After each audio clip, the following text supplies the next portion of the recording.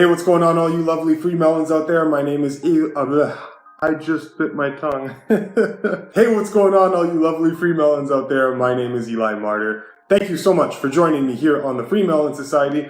I'm just going to share with you a quick experiment that I did about a comparison between myself and one of my favorite YouTubers, a guy named Cole Robinson over at The Snake Diet.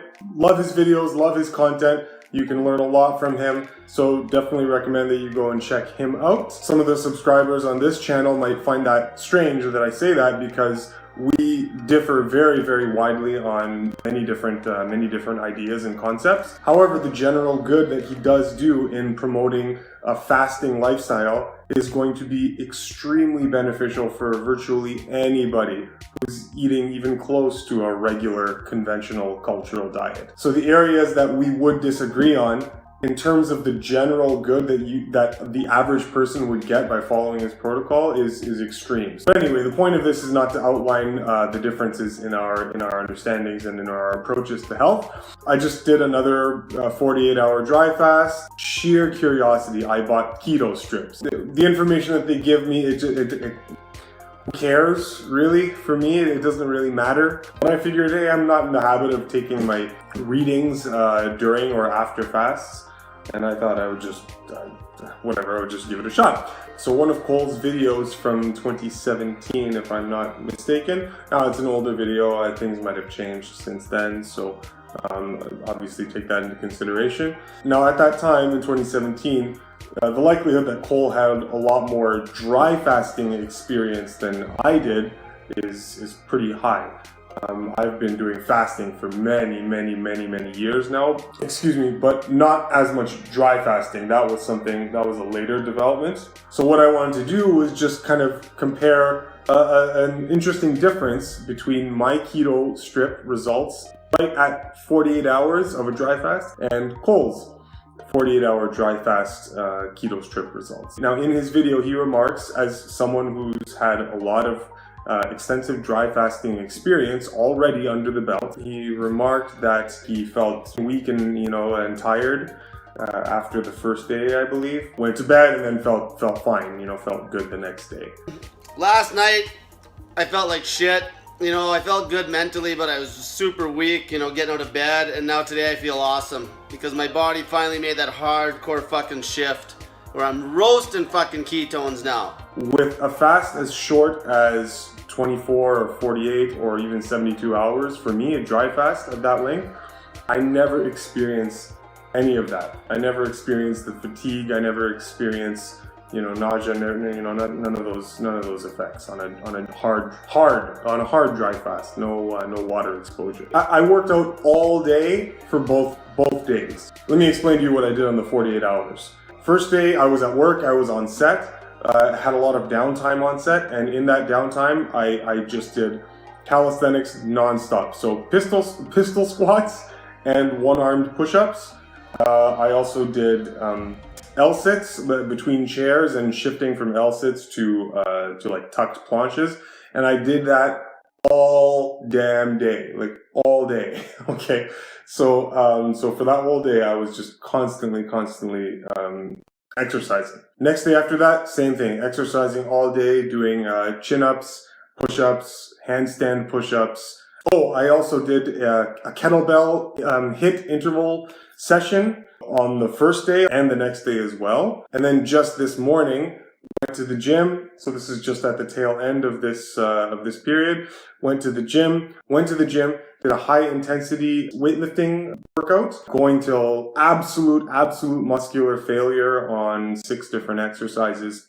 This is at like 3:50 or so in the morning. Came back to my mom's, shoveled the driveway, heavy snow. There was a heavy snowfall here in Toronto, so shoveled snow for about 40 minutes or so. Went back inside, did some reading, took a quick nap, woke up a bit later at 6 o'clock or so, shoveled the driveway again, and then at that point it was about 47 hours into my fast, and then that's when I took the keto strips. So here are the keto strip results. I'll flash them on the screen for you. So as you can see, it's interesting. After 2 days dry fasting, I know you can't really see very well because the lighting is garbage right here in the washroom. But if you were here looking at this with your naked eye, you would see that this result is more to the just the lowest color there, the small trace, but kind of in between, in between the first two. So that's a pretty interesting result. Now, what I thought was cool was that if I compare that to Cole's reading on the exact same time frame, 48-hour dry fast. It's as dark as it's gonna get, okay? So I'm right close to fucking I'm basically maxed out.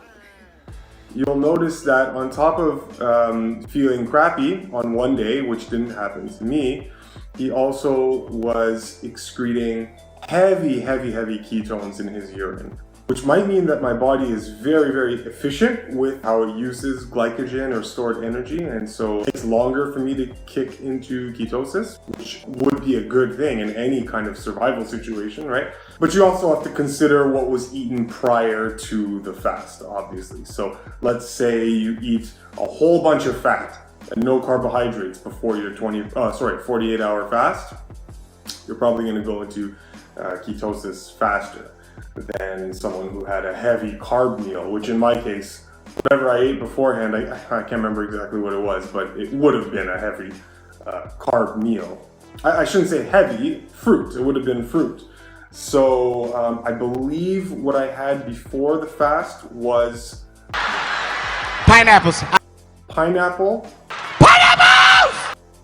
and coconut water, if I'm not mistaken. I think I had pineapple and coconut water. So it's not like I had lots of carbs, but it was, a carbohydrate meal for sure. Absolutely. So I don't know what he ate beforehand. That's up in the air, which would probably make a difference. But anyhow, it takes a maximum of 48 fucking hours for your little fucking ketone strip to fucking go from nothing to color. That's all we need to know. That means you're in ketosis on those strips. That's it. That's all you need to know. So that means that our liver glycogen is depleted. Usually you'd be depleted in about 24 hours. Some people slower metabolisms. That's why I go with 48. Because the fucking liver glycogen is the deciding factor of ketosis. The interpretation from this, simple comparison, very unscientific comparison, there are a lot of unknowns here. I just thought someone out there might be curious in the difference in the ketone strip results between a 99% fruit-based eater